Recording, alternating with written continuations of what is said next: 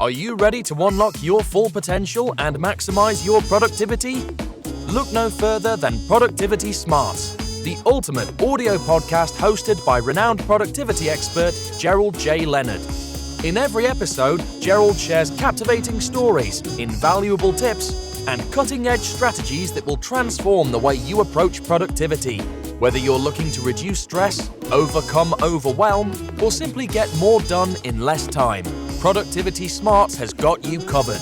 But that's not all. You'll also gain inspiration from real-life success stories of individuals who have achieved greatness through productivity. Plus, you'll learn the latest tools, techniques, and habits that will help you achieve a new level of happiness and fulfillment in your personal and professional life. So why wait? Join us every week as we delve into the exciting world of productivity and help you unleash your full potential. Get ready to take your productivity to the next level with Productivity Smarts. As a productivity expert and host of the Productivity Smarts podcast, Gerald J. Leonard has been a proud supporter of Kiva since 2011. Kiva is a non-profit organization that helps entrepreneurs in third world countries access the capital they need to start or grow their businesses. By making a small loan through Kiva, you can help these entrepreneurs achieve their dreams, support their families, and contribute to their local economies. And with a repayment rate of over 96%, your loan can be re-lent to another entrepreneur once it's repaid, creating a ripple effect of positive change. So if you're looking for a meaningful way to make a difference in the world, consider making a loan through Kiva. With loans as small as $25, anyone can be a micro-lender and help change lives. Visit kiva.org to learn more and start lending today. Okay, today we're speaking with John Suzuki, an author of the book American Grit. From a Japanese-American concentration camp, rises as an American war hero. And he is also the host of the podcast called Finding Better, where they share real-life experiences and wisdom that folks can learn from and apply to their own lives. John, how are you? I'm doing great, Gerald. How are you? Excellent. I'm doing great. Listen, Good. It's so exciting to have you on the call. And I remember when we first talked about your book, I was very intrigued with it and the way you went about writing it and the things that you have accomplished. What has made you so successful in your career up to this point? What has made me successful, if I were to zero in on one thing, yes, is just desire to make people happy. I know that sounds really, really weird, but the mantra that I live with in my life is that I feel that we all share a common purpose, and that is to make the world better than the day we landed on it. Right. And it's kind of a core desire of mine. And I think I got it from my dad, who once told me when I started working, don't embarrass me. Do not embarrass this family, right? And it very much a Japanese cultural thing, right, of never bringing shame to the family. So for me, it's been about wanting to make people happy, and there has been a fear factor for sure. Yeah. I want to embarrass Dad. Yeah, exactly. Even if Dad's no longer here, it's like I don't want to embarrass the memory of that. Oh, dude, dads haunt you forever. Exactly. My dad was pretty strong, and both my mom and my dad were very, like, the fields that they worked in, they became experts at what they did, and so I learned a lot of that from them, of just toning in and becoming an expert. So we get subconsciously programmed by our parents. Yeah. And, I think one of the things that my dad really instilled with me, which I think is one of my gifts, is hard work. And I know that is a taboo topic. Some people say those words and they do this, but hard work, I like to work hard. I like to work very hard. And in most cases, I outwork everybody. Gerald, I'm not a smart guy, but I find that I learn a lot more when I work harder. Yeah. The harder I work, the more I learn, and so, that's been kind of the pattern of my life. Gotcha. What do you think is poorly understood about productivity, hard work, the things that you're focused on now? I know you have a podcast called Find Better. What do you think is poorly understood about that? I think that the things that are misunderstood about productivity is that a lot of people feel like when they see a problem or they have a problem or something's going wrong that they need to fix the productivity. my view over the years has been you design in productivity. Right. I believe that management is by brain and leadership is by heart. Yeah. And you're assigned management, you earn leadership, right? Your role as a leader.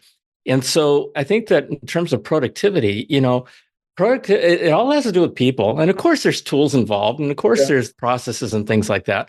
But at the core of it is people.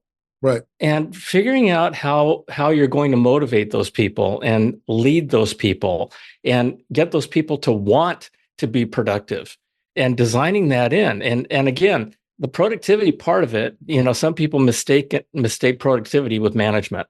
Yeah. I view productivity as being a leadership, directly related to leadership and heart. I mean, you can create productivity with a whip.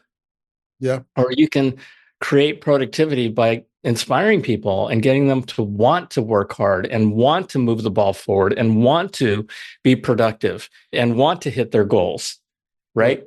So productivity is designed in. It's not something that is retrofitted, in my view, in my experience. Excellent. Excellent. So listen, tell me your story. So, you've written this amazing book, American Grit. And again, it's a great story. It has a lot of great history in it. I learned a lot as I was going through it. Like, how did you go from your dad and your mom and all the things that you did growing up to where you are now? What's your journey like? So I was born in Japan. I was an Air Force brat. And we moved to the United States, to New York, and when I was 3 years old. And I grew up my dad actually fought for the United States during World War II. Gotcha. And after World War II, his world was pretty harsh. It was a lot of discrimination against Japanese Americans. And so, boy, I bled red, white, and blue. My first name is John. My middle name is James. And my last name is Suzuki, which is the most common name in Japan. So it's the Smith of Japanese names. So I tell people that my name is John James Smith, which is the ultimate cheap sale American name. You can't get more American than that, right? So I grew up being very, very patriotic because he fought in World War II against the Japanese. He's Japanese American fighting against the Japanese. He was a interpreter, a code breaker, a negotiator. There were a whole bunch of Japanese Americans who were in this top secret group. Right. And so he raised me with a pretty iron fist, and very, very high expectations. Never wanted to disappoint him. Certainly never wanted to piss him off. And went through college, did all the things a good Japanese American boy needs to do. Right. And my first job was with IBM. Okay. And it was in 1984. So, I've been in technology for, even prior to that, so 40 years. And just worked hard and set my goals. And I think the most successful thing for me in terms of productivity throughout my life has been my discipline. Okay. It wasn't a desire, but it was my discipline to set goals. Okay. Set goals, goal setting. Yeah. And writing them down. There's something about setting goals that is magic. And you and I can talk about that forever. And I worked in high tech for 40 years in high tech sales and technology evangelism. Yep. And it's just been a life of working hard, trying to be smart with my money. Right. And what I mean by that is that you've got two choices of what to do with your money. You can spend it or defend it. And what I mean by defending it is save it and keep everybody who wants your money from it. Right. And I did that for 35, 40 years. And I retired, quote unquote, from high tech in 22. And I launched my book in 23. And I launched my podcast in 24.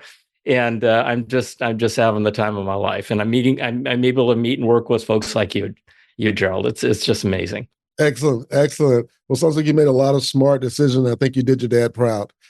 Lucky. A lot of lucky ones and a lot of bad ones. I never talk about my bad decisions.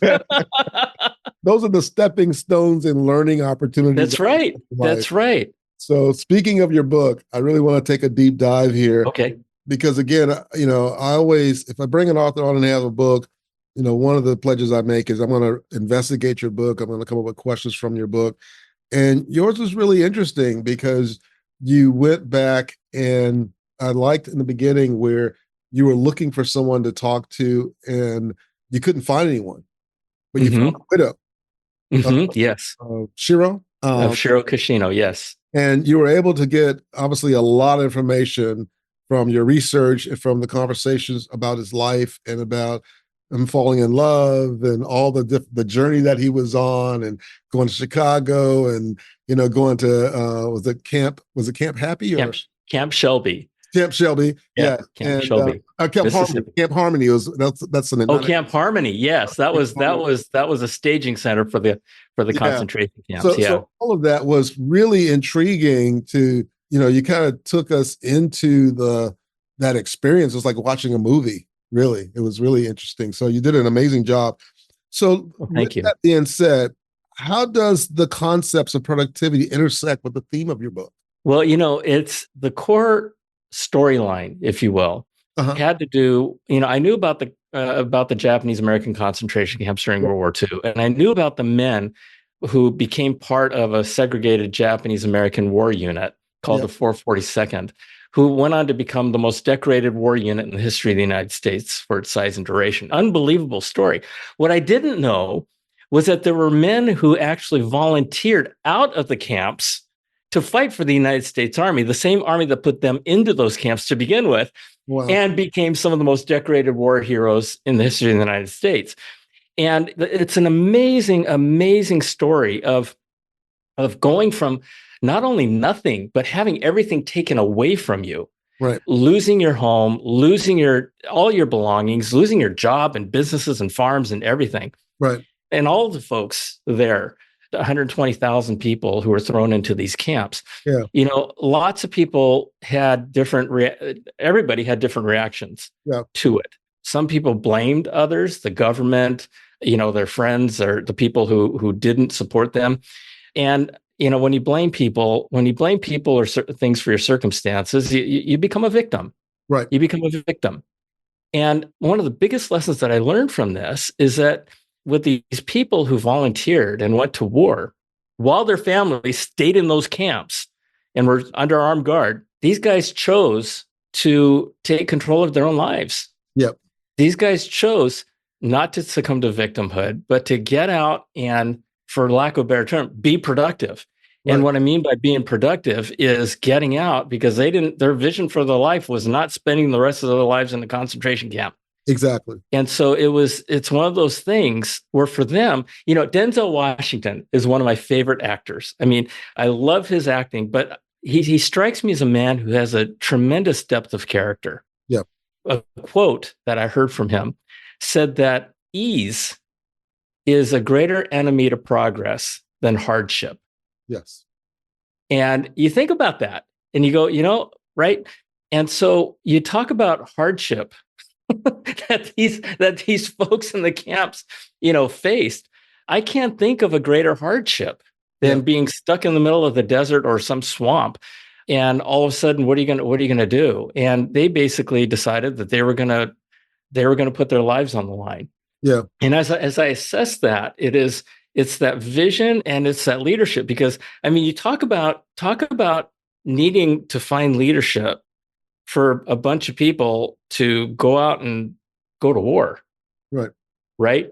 I mean, that aspect of productivity has a large part to do with wanting to prove something in their case and wanting to achieve freedom for their families. Yeah. So they had nothing to lose from where they came from. And they wanted to prove to the world that they could be just as loyal and just as patriotic as any other American to this country. Yeah. Yeah, it was amazing, because when you got to that part of the book, you start telling the stories of folks who had to give up their stores or sell their home or give away, material possessions. And they basically kind of went into the camp with a suitcase, if you will. Yeah, just what they could carry. Whatever they could carry, everything else was just basically taken, or they had to sell or just get rid of. Right. And then, it was a camp, right? It wasn't a condo. It wasn't a neighborhood. It was a camp. No, this is a military prison. Military prison camp. And the bathroom situation, the food, and all the stuff that you kind of talk about, those are difficult challenges for anyone, but for folks who had already pulled themselves up by the bootstraps, if you will. Right. Made a life for themselves to then have it taken away. You could see almost that the camp was too small for them. And if it even meant working along with the country that was taking them through that journey, that they couldn't stay where they were. But they also made a decision to keep growing and grow through the challenges and not just go through that. And I was going to ask you again about the misconception of productivity, but I think I'm going to skip that question. And I want to focus on either something from your own life or something from Shiro's life in the book, where they had to overcome, he in the story had to overcome a productivity challenge, because there were a number of challenges that he was faced with, right? Just part of the story where, I almost said movie, part of the story, I'm putting it out there in the universe for you. Thank you. I think Netflix or somebody should pick this up. It really is a really good book. Thank you. But, there's these different journeys he had to go on, and it was interesting. So maybe I'll stop there and let you expound on, and you can either pick something from your own life or something from his life that you wrote about. In terms of overcoming productivity challenges, overcoming a difficulty. Okay. The fact of the matter is, life is a process of difficulty, right? Life's not fair. It is not fair. And I mean, every day we deal with difficulty. And one of the big challenges that Shiro had in the book was that he was an amazing man, but he was pretty hard-headed. And, what made him amazing also made him a real pain in the butt for a lot of people. Sorry, Cheryl. I'm just going to say it, but you know that. And so anyway, in him was this, we talk about fire in the belly. Yeah. Right. I mean, this guy had a freaking inferno going on. And it was that sustained him through the war and helped him survive. He got 6 Purple Hearts, for crying out loud. He was shot and blown up 6 times. Wow. And most of those times until there was one time where he couldn't go back to the battle because he almost had his leg blown off. Every other time he went back to the battle. He got stitched up, he got shot and, shot, stitched up, ran away before anybody could stop him to go back to fight. Who does that? I mean, I get that in the Army, you do amazing, amazing things. Right. But, that's just something that the normal person just can't relate to. Yeah. And one of his biggest challenges in moving forward was the officers, his commanding officers. Yeah. And, he knew what he had to do and he knew what not to do. And a lot of times his commanding officers made different decisions.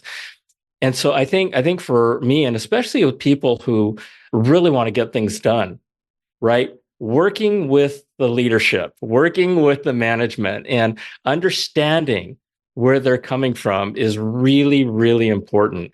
And, I learned that productivity, when you're dealing with team productivity, it's all about caring.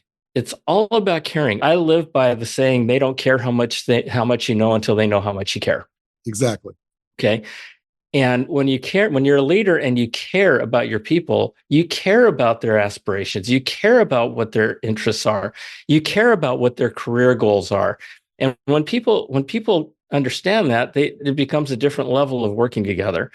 And conversely, you have to care about the people above you. You have to care about everybody around you, your customers, your employees, and in particular, your leadership, and understanding what they're trying to accomplish and trying to get to that accepted middle ground. Yeah. And the only way you're going to do that is by genuinely trying to understand the other side. Now, when you're in battle, you have to make snap decisions. And there are times when the officer says, go that way. And that if you go that way, you're a dead man. And so you go that way instead. Right? Exactly. And so there are times when you have to make snap decisions. But the biggest key in my life, and the biggest key that I saw in Cash's life, Cheryl's life, was really to understand where everybody's coming from. Yeah. And, one of the things in Cash is that one, he never left a man behind. And, he was an orphan. And one of the ways that he felt was that he would rather die himself than any of his men going home in body bags, because they had parents to go home to, right? Cash didn't have parents to go home to. So that's why he took the most dangerous assignments. He never asked his men to do anything more dangerous than he was willing to do himself. Right. But I think that, it's just understanding the circumstances and understanding the people you're working with. Yeah. It seems that he followed a mantra of leadership that I've learned from Satya Nadella, the CEO of Microsoft. Yes. I think it was a LinkedIn training program. I just kind of listened to part of it, but the part that I listened to where Satya was talking about his vision for the leadership and their structure and their operational model, and he used this model that he coined. You model, you coach, and you care. And MCC, and the idea was you set the example and you model what you're looking to, what you want your people to be like and what you want your people to do. If you want to build a thought leadership organization, then you as the leader need to be a thought leader. And if you want to build a exemplary leadership organization or a technical savvy, then you as the leader need to be those things. Then you can coach absolutely to how to get there, but then you also need to care about the people that you lead. And it seems like he exemplified all of those characteristics. As I was looking through it as well and listening to what you're saying, it also reminded me of this other thing that I wanted to talk to you about, which is resilience, and how resilience seemed to be a very important process. As I believe it was in high school where he was playing quarterback and he started losing his vision a little bit. Yes. And that came back on him a few times, but he had to, so he had his own challenges internally as well as physically and everything else. But it seemed that resilience played a big part in his life. When it comes to resilience, how does resilience play a role in maintaining productivity, especially during challenging times, based on what you've written in the book and even in your own life? Well, in Cash's life, his resilience and his ability to keep going, and not give up. One of the things he told his men was, we are never going to retreat. If anybody's going to retreat, it's the enemy that's going to retreat. Wow. And they never lost a battle. And in his mind, he felt that they were just as smart as anybody else, and they had just as much heart as anybody else, and they weren't going to retreat. And, he never gave up. People ask me about why I've worked so hard sometimes. Yeah. And I tell them, the harder I work, the luckier I get. I don't know why. It just happens that way, right?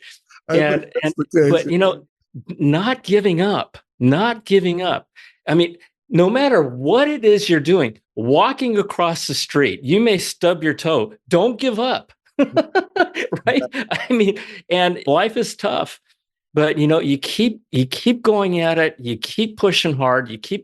It's all inside here. It's all inside here. And I one thing I wanted to share with you is my personal experience, that it's your choice. It's your choice to continue to be resilient and not give up. That is a choice that you make. Yeah. Right. And I tell people, I say, your life at this moment is the sum of all the decisions that you've made in your life and the choices, right? And people say, well, no, I couldn't choose my parents. Well, yeah, okay. If you think about it and you say, okay, the life that you're going to get to is going to be the product of the decisions you make from now on, right? Right. Everybody goes, yeah, well, that's probably true. Okay, well, if that's true, then the past is true. And so, the resilience thing and the Cash and Satya, the one thing about them that really motivates people is knowing that they're not expecting anybody to do anything else that they're not willing to do themselves. Right. Right. And they see Cash charging up this hill. They go, okay, let's go. They see Satya charging up this hill. They're going to go, okay, let's go. Right. And building that resilience to keep going and not give up. And because when you give up, you're not only giving up on yourself, Right. You're giving up on other things and other people. Right. So, and especially in today's world, honestly, Gerald, I am so glad I'm not a young person anymore, because I mean, my gosh, with all of the different things coming at people these days, It's a lot right? hard. It's a lot harder, and you have to be that much stronger. Yeah. Right. Yeah. And so it's kind of like what you were saying earlier, but it's like the Denzel Washington quote, right? It's like, if you want things to be easy, then it's not going to challenge you to become your best. So those who will rise to the top now at the younger age are those who are willing to take the hit and to go against the grain of society. That's right. And the popularity of where things are, and really say, I'm going to make a choice and a decision to create my life the way I want my life to be created, and not for my life to be shaped by societal thoughts and norms and mores, just because as a piece of driftwood out in the ocean being tossed around by the waves, but that I'm going to be a steamship that charts my course and go the direction that I want to go. So it really requires a manner of grit and of just guts and grit to say, this is what I'm going to do. And I'm not going to allow life or society or anyone else to push me around to do something or be something that I don't want to be. Because inside we all, again, just thinking about Shiro and the story, he had a vision for what he wanted in his life. That's right. And he was doggedly determined to carry that out, even if it meant fighting on the side of the folks who had incarcerated him with the other Japanese families and their children. That's right. But he made a decision that I'm better than this, and I am going to rise above this situation. And we all have the ability to do that. Yes, we do. But and that's right. That's exactly right. Right. And that's why I love your podcast, Gerald. And that's part of that's probably the biggest reason why I started my podcast, is because, everybody's looking for better. But in today's world, it's so harsh. And I wanted to create a place where people could come and know that it's okay to be different. It's okay to disagree. It's okay to want more for yourself. It's okay to not go with the flow. Right. Because, I mean, Lord knows that our political leaders aren't bringing us together. They're not inspiring us. Right. And so, creating a safe place for people to come to where they can learn and learn from people who have been there and done that, and who have the experiences of success and failure that they can learn from and apply to their own lives. It's really important. It's really important. So, yeah, another thing, I was talking to a friend of mine, and he was saying, we're having this debate about success and failure. And I'm one of those guys that says, you know what? If you're not successful, you're not failing enough. Right. Right. So get out there and fail. And, people, no, I don't want to fail. Right. The fear of failure, that whole thing. Well, it's failure leads to success. Right. And it's okay to keep going. But to me, in this world, that is certainly one of the top 3 things, character traits, that is really, really important, is the ability to persevere. Yeah, you definitely you have to persevere, you have to be resilient, and you have to make those tough decisions in front of difficult situations. And not all the difficult situations are sitting across from an enemy. It could be sitting across from family that thinks than you, or that doesn't always agree with the way you're doing things, but you're going to make a decision to do them that way and pursue them anyway, and to continually grow yourself and get better, not bitter. So that's right. A couple more questions here before we begin to wrap this up. When you think of strategies that you use, obviously you've written a book and it's doing very well, and you got a new podcast, and so you're accomplishing things even after your initial retirement. How do you prioritize your top activities to stay focused on your goals? How do you do it? That one is really easy. I have a rest of life vision that I wake up to every single morning. And And yeah, I've been blessed with resources and time, now that I'm retired from working. Right. I mean, I want to help people. I want to help people. Real quickly, one of my favorite stories is about an old man that's walking along the beach. And the night before was a huge, huge storm. And there are thousands of starfish strewn across this beach. And out in the distance, he sees the little boy picking up starfish and throwing them back in the ocean. And he walks up to the little boy and he says, "What are you doing?" And he says, "I'm throwing starfish back into the ocean." And the old man says, "There must be thousands of starfish out here. How can you possibly make a difference?" And the little boy kind of thinks about it. He looks down, picks up a starfish, throws it back into the ocean and says, "I made a difference to that one." And right. Yes. And, we live in such a broken world right now. Like I said at the beginning, I think that one of my purposes and all of our purposes is to make this world better than the day we landed on it. And the way I'm choosing to do that is to help people. Right. Because when you lift somebody, you lift the world. And, it might sound corny, it might sound Pollyannish, but I've had a great career working, and now I can spend my life. I've got 3 grandkids, 2.5, one's on his way. Okay.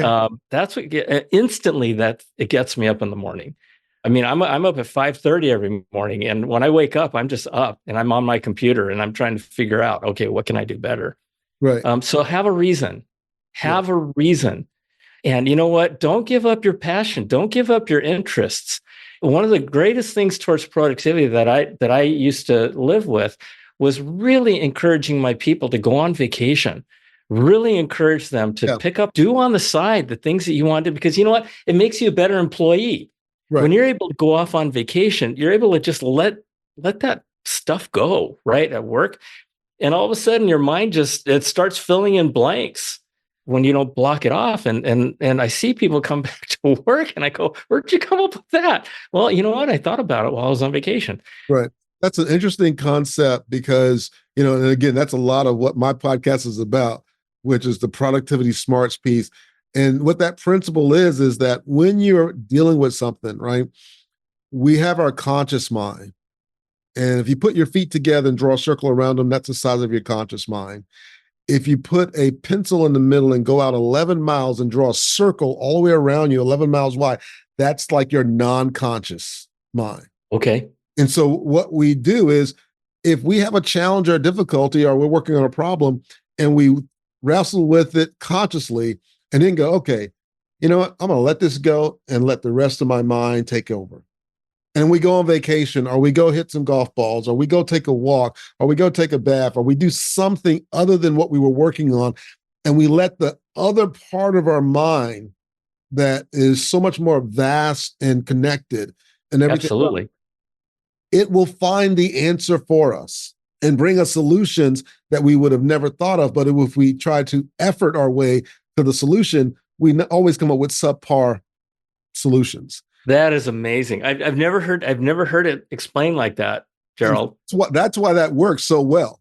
That we have to wrestle with it for a while, because that's the only way we get to the non-conscious is we have to go to the conscious, and we wrestle with it for a while, but then we turn it over to our non-conscious mind and go do something else. And then it processes. And you may go camping for a couple of days, and then you come back and go, okay, what answers do you have for me?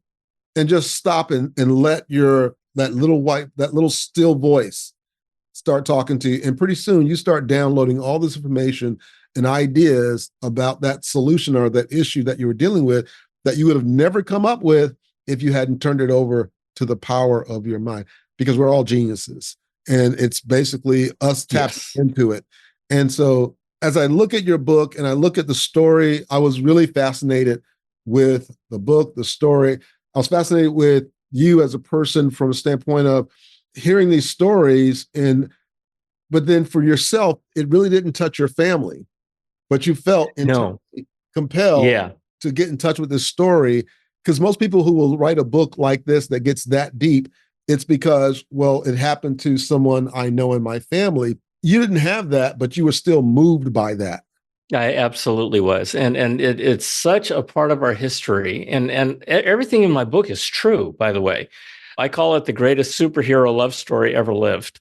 And it's a chapter of our history that's being forgotten and it's not being taught. Right. And the scores of people that I interviewed all said the same thing. They all said, you know what? Don't let the world forget about us. Don't let the world forget what we went through. And for Pete's sake, do your best to make sure this doesn't happen again. Right. And that's why I wrote the book. And it's interesting because of what we've been talking about, the underlying theme of it being so applicable to life in our world today. Yes. You know, of having a vision and having that grit and that resilience and doing what you believe in. It all applies today. It does. It really does. Yeah. We have the ability to make the decision of the direction we want our lives to go, irregardless of what society or all the chaos that's out there. That's right. We can determine what direction we want to go in. You know, as we close out, where can people learn about you and learn about your podcast?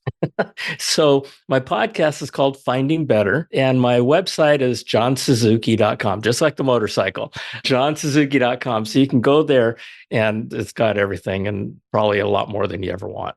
Excellent. Excellent. John, I got all the links. I got the information that you gave me.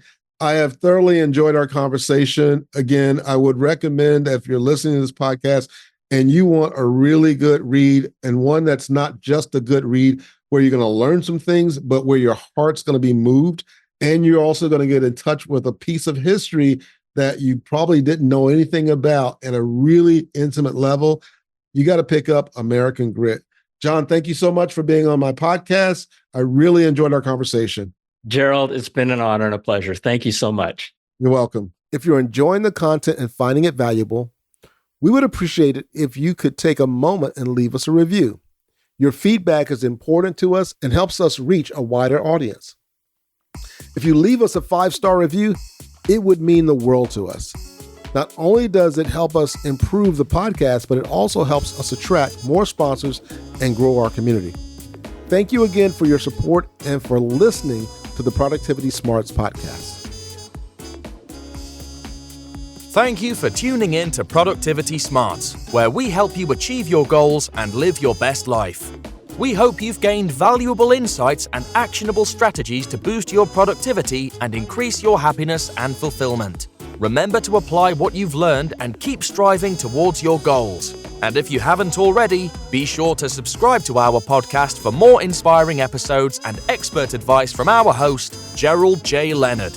Until next time, keep pushing forward and unleashing your productivity smarts.